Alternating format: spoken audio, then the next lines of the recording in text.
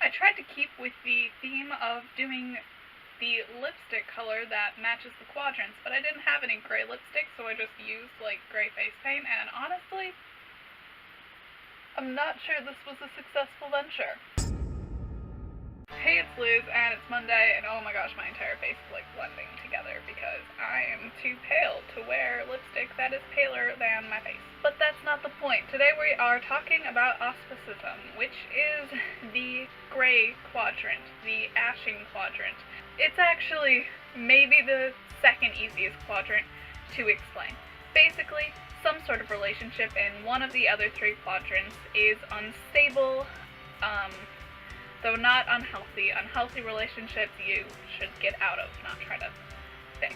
But basically, a relationship is a little unstable, and a third party comes in to make sure that you are communicating with the person who is with you in that quadrant, and yada yada. Basically, it's like when couples go to couple therapy, except this person is just like, you know, always kind of there to make sure that everything goes well in the relationship. This is about how to acquire an auspicist or how to be an auspicist. If you are in a relationship that you want to continue being in, but you feel like sometimes, you know, it's not quite stable, like there's just a bit of imbalance between your personality and the person you're in the quadrants with personality, but you both are really dedicated to making it work, then I would say bring in a third party who should be a trusted friend who has some sort of, they should be like mature and like grounded enough as an individual to make sure that you two stay in the quadrant in the way that it's intended. I have been an auspicist before. It's not always a fun job to be an auspicist, but basically to just kind of impart your auspicism onto a person in their relationship, you should probably, if it were a couple that you were close to, kind of start just talking to them both. Like, let them talk to you about the relationship issues, and eventually kind of start doing that thing where you're like, okay, well now you've told me this, have you told them this? Will you know, try to communicate, give them advice so that they can kind of, you know, sometimes act as the go-between, and eventually it just kind of becomes this. This is the most implicit quadrant.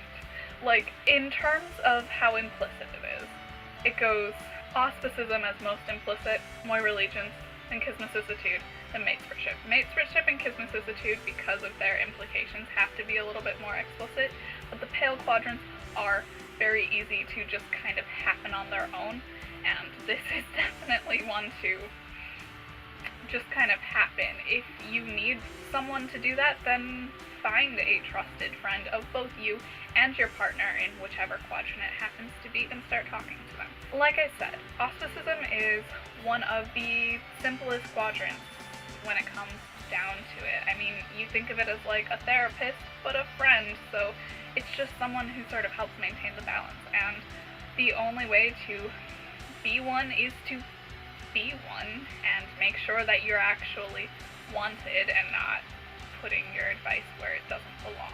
Don't be nosy. But yeah, the whole point is to either keep your relationship or to keep someone else's relationship from breaking down due to any sort of instability. Sometimes auspicism is a permanent thing, and sometimes it isn't. It just depends on the situation. And yeah, holy crap.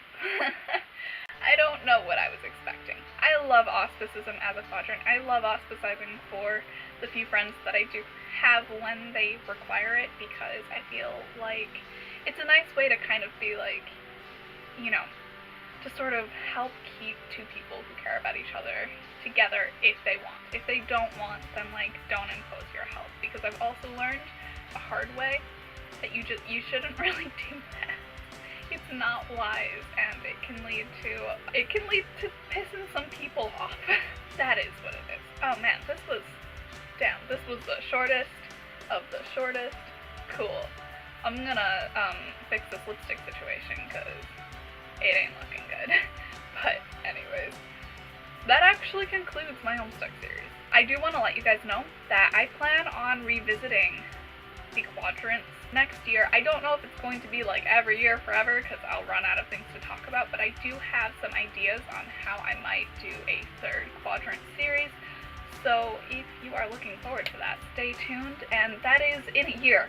So in the meantime, if you are someone who like subscribed for Homestuck related content, I can't promise that every week, and I think it's fair that you know that, but I'm sure you probably look through my channel and are therefore aware of that. But I do have at least 2 Homestuck related cosplays coming this year, so also stay tuned for that. Next month we'll bring a whole new series that I am equally excited about. And yeah, after that, just gets crazy into the year. It's gonna be fun. But if you like this video, give it a thumbs up, and if you have anything to add, because this was really short, I just realized, like, wow, there's not a lot to be said on this quadrant. It's very much, you know, to the point once you know what it means. Leave a comment below. Just, you know, say whatever you gotta say. That reminds me, last week someone did leave a comment on the Christmas Institute video saying that it's a rivalry, and I can't believe I didn't say rivalry.